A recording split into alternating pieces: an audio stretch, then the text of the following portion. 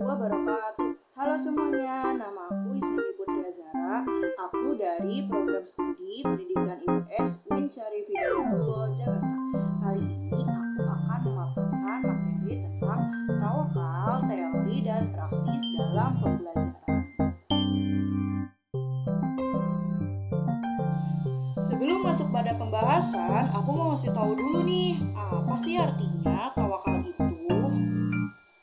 Tawakal adalah bentuk penyerahan diri kepada Allah Subhanahu wa taala atas usaha-usaha yang telah kita lakukan. Tawakal harus dilakukan agar kita senantiasa mengandalkan Allah Subhanahu wa taala di setiap kegiatan-kegiatan kita.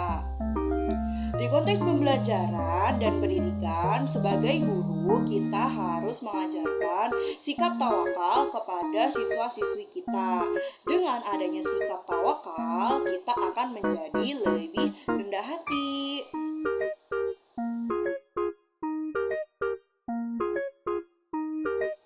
Kali ini aku akan memaparkan 5 pertanyaan terkait tawakal, teori dan praktis dalam pembelajaran.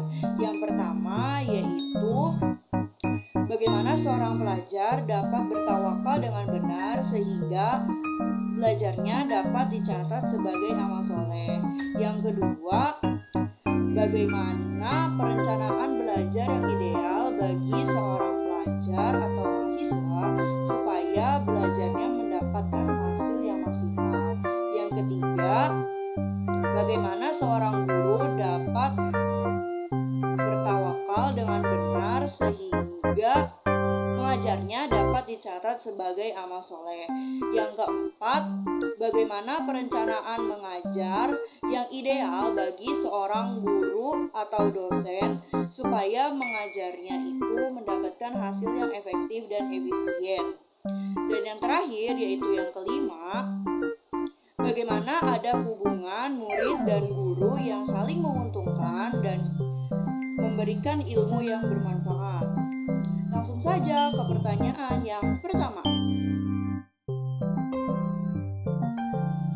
Sebagai siswa, agar mendapatkan amal soleh dalam belajar yaitu membuat perencanaan belajar dan melakukannya rutin tanpa melewati batas waktu yang telah ditentukan. Tentunya hal ini harus dibarengi dengan belajar yang giat dan juga kegiatan yang jujur dalam mengerjakan soal ulangan maupun soal-soal latihan yang telah disediakan saat di sekolah. Sebagai contoh, jika kita dibagikan hasil nilai ulangan kita di sekolah dan kita melihat hasilnya itu tidak mencapai target kita tidak boleh berputus asa dan menyalahkan diri sendiri, melainkan kita harus berkembang lebih baik lagi dan belajar lagi dengan giat dan juga mengevaluasi apa materi-materi yang belum kita pahami.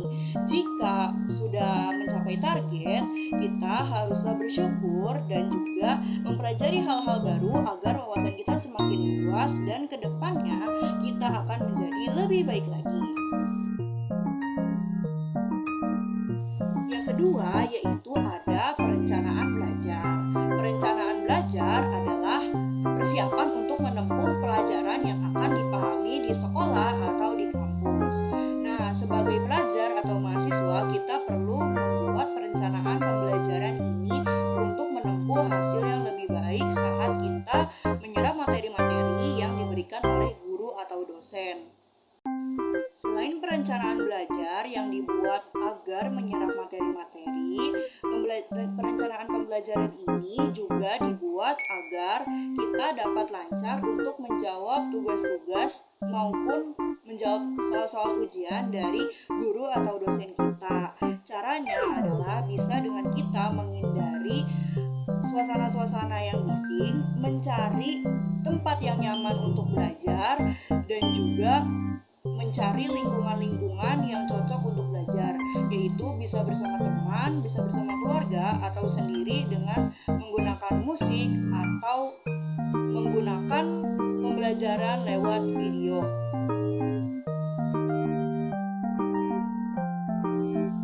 Nah, yang ketiga yaitu seorang guru juga hendaknya berusaha untuk memberikan yang terbaik bagi siswanya.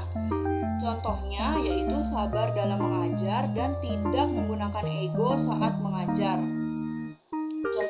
Contohnya saat guru bertawakal kepada Allah, yaitu ia sabar dalam menghadapi cobaan dan tantangan hidup. Dan juga ia mengajarkan cara bertawakal dan cara bersikap yang baik kepada anak-anak muridnya.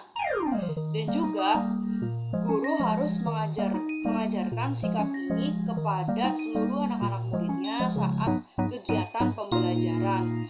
Jika guru sudah menerapkan hal ini, maka ia akan dicatat amal solehnya di mata Allah Subhanahu wa Ta'ala. Yang keempat yaitu perencanaan mengajar yang ideal yang bagus bagi siswa atau mahasiswa, yaitu mencakup banyak hal. Salah satunya adalah pemahaman yang membentuk dasar kuat. Sebagai guru, apabila mendapatkan siswa atau mahasiswa yang kesulitan dalam perencanaan mengajar atau menyerap materi yang diberikan saat di kelas, hendaknya sebagai guru harus mengkomunikasikannya dan dibantu sedikit demi sedikit agar siswa itu dapat maju dan berkembang.